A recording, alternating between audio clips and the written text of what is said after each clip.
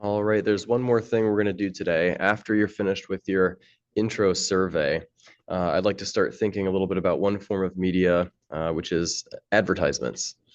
So if we're thinking about modern advertising, one name we should probably talk about is Edward Bernays. He was born in Austria, lived most of his life, I believe, in America, very famous for kind of modernizing advertisement. A couple important things to know about him. First of all, his uncle was Sigmund Freud, who, if you have not heard that name, he was a very famous psychologist. He studied how the human mind works, how people, basically how and why people think what they think and act how they act. So being Freud's nephew, Bernays was very familiar with this realm of psychology, and that understanding of how people think and act is obviously going to help him convince people to do certain things or buy certain things. One more thing about him, he worked for the Committee on Public Information. So this is a government organization during World War I that basically created propaganda to convince Americans that we should enter this war. When World War I started, not a lot of Americans were terribly excited about going overseas to fight in this conflict between European powers. But this Committee on Public Information created posters. You may have seen some of these before in your history classes, either depicting the Germans as animals or savages, or just trying to emphasize the patriotism to get people excited about going over to Europe to die. And then a third thing to know about him is that he literally wrote a book called Propaganda. So he was, again, very interested in figuring out how to change people's minds and how to convince people to do or buy certain things. So I'm going to show a short clip from a documentary that talks about Bernays and his influence. This clip is going to deal with not his work for the CPI, but his campaign to help sell cigarettes to women. So this was in the late 20s. At that point, apparently women were not known to smoke very much. It was kind of looked down on women who smoked. So he was trying to convince women that they wanted to smoke so that cigarette companies could sell about twice as many cigarettes. So we'll watch this clip and then we'll talk a little bit more about what you're going to do. Every year, New York held an Easter Day parade to which thousands came, and Bernays decided to stage an event there. He persuaded a group of rich debutantes to hide cigarettes under their clothes. Then they should join the parade, and at a given signal from him, they were to light up the cigarettes dramatically. Bernays then informed the press that he had heard that a group of suffragettes were preparing to protest by lighting up what they called torches of freedom. He knew this would be an outcry, and he knew that all of the photographers would be there to capture this moment. And so he was ready with a phrase, which was torches of freedom. And so here you have a symbol, women, young women, debutantes, smoking a cigarette in public with a phrase that means anybody who believes in this kind of equality pretty much has to support them in the ensuing debate about this, because torches of freedom. I mean, what's on all American coins? It's liberty. She's holding up the torch, you see? And so all of this is there together. There's emotion, there's memory, there's a rational phrase, even though it's using a lot of emotional elements. It's a phrase that works in a rational sense. All of this is together. And so the next day, this was not just in all of the New York papers, it was across the United States and around the world. And from that point forward, the sale of cigarettes to women began to rise. He had made them socially acceptable with a single symbolic act. What Bernays had created was the idea that if a woman smoked, it made her more powerful and independent, an idea that still persists today. Embrace me, my sweet embrace. It made him realize that it was possible to persuade people to behave irrationally if you link products to their emotional desires and feelings. The idea that smoking actually made women freer was completely irrational, but it made them feel more independent. It meant that irrelevant objects could become powerful emotional symbols of how you wanted to be seen by others. Eddie Bernays saw the way to sell product was not to sell it to your intellect, that you ought to buy an automobile, but that you will feel better about it if you have this automobile. I think he originated that idea, that they weren't just purchasing something, but they were engaging themselves emotionally or personally in the product or service. That it's not, you think you need a new piece of clothing, but you'll feel better with the piece of clothing. That was his contribution in a very real sense. We see it all over the place today, but I think he originated the idea of the emotional connect to a product or service.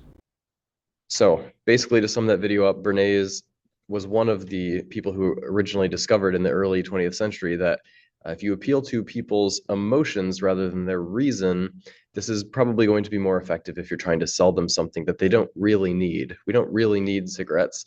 They don't really give us freedom. But by creating this phrase, the torches of freedom, connecting it with this image of these women acting independently, he convinced a lot of women that maybe I should buy cigarettes now. So what we're trying to do in this class, like I said in the intro, is basically flip that around. We want to examine things like advertisements and other media, use our reason rather than our emotions to figure out how we should think and act. So again, to go back to that presentation, the guy with the strings trying to control your mind, that's Bernays. That is literally what his job was, and he was very good at it. So again, we want to eliminate that influence as much as possible. We want to cut those cords and actually have you think. So what we are going to do, let me switch my screen here.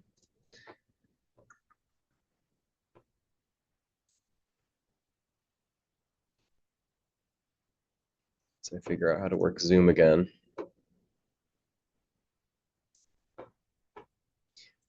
What you are going to do is find some examples of advertisements and do a little bit of thinking about whether they're effective, why they're effective. So what we're going to do is, I can't put a link on Infinite Campus yet. So you're just going to have to Google this. If you go to Google and type in Life Magazine Archive, the first hit should be from the New York Public Library. And if you click that, it'll give you this page with some information. Do you want to click the Connect to Database link right here? And that's going to bring you to a Google page with years and years of Life magazine. You see all these years listed here. You can scroll through any of these issues from any of these years, and we want to look at the advertisements. There are a lot. If you click on an issue and then hit preview this magazine, you can scroll through the whole thing. You'll instantly see that this magazine is pretty much half ads. There's car ads, there's watch ads, there's stereo ads, there's tire ads. Some of these things, since these magazines are older, they might be a little bit dated, but there's a lot of ads here to look at. So once you find an ad that interests you, maybe you think it's silly, maybe you think it's effective, maybe you think it's weird, we want to just do a little thinking about how that ad is designed. So in your packet, you will see there are 3 Life magazine ad analysis sheets. And on each one, there are a few questions. So you should tell me what date of the magazine you're pulling it from, what page it is in the magazine. If you go back up here, it gives you a nice page number right up here. So tell me what issue, the date would be over here. What date, what page number, tell me what the product is that you're talking about. And then 3 main questions I want you to answer. First, what strategy are the advertisers using to try to make their product appealing? So maybe think of details in the ad, or think of what specific emotions they're trying to create through the ad. Then second, think about if words or images are a more important factor. Maybe it's clearly one or the other. Maybe it's kind of a mix of both. Just tell me how those 2 things are working. And then 3, again, these are pretty dated ads. So do you think the ad would be effective today? Maybe some of them would, maybe some of them wouldn't. I mean, things change in 50 years.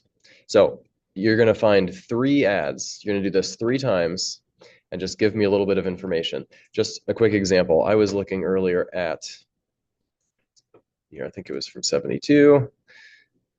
I was looking at one on page 55 of this issue. This is a cigarette ad. So it says, get a taste of what it's all about, get the full taste of Viceroy. So what could I say about this ad and how it's effective? Well, I think one of the main ideas this ad is trying to get across is it's putting you in a privileged position. It's showing you this professional race car driver having a smoke break. And the words and the images both kind of give us this privileged position. Usually if you're watching a race, if you are a normal spectator, you're going to be way up in the stands or you're going to be watching it on TV. This image is placed on the racetrack, right? You can even see this person is between you and this race car driver. That means you are right there on the track. You're close to the action. There's also action depicted here. This guy's running toward the driver. So it puts you in this privileged position, and the words indicate this too. Get a taste of what it's all about. There's something special going on, and you can have a taste if you just buy these cigarettes, right? So the image being a low angle, close to the race car driver, puts you in that privileged position. Also, there's of course the idea of the thrill of the race car driving, right? There's the speed, there's the excitement, and you can be part of it if you just buy Viceroy cigarettes. So I could use a lot of that here, right? I could talk about the image, the way it's a low angle. Maybe I could talk about the colors. I could talk about the guy running toward the race car driver. I could talk about how both the words and the images kind of get this idea across. I would say the image is probably more important, but the words help kind of direct you to that idea of the privileged position too. And then do I think it would be as effective today? I probably think it wouldn't.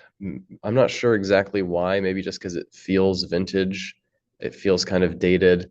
I don't know. Maybe it's because cigarettes can't advertise in the same ways that they used to.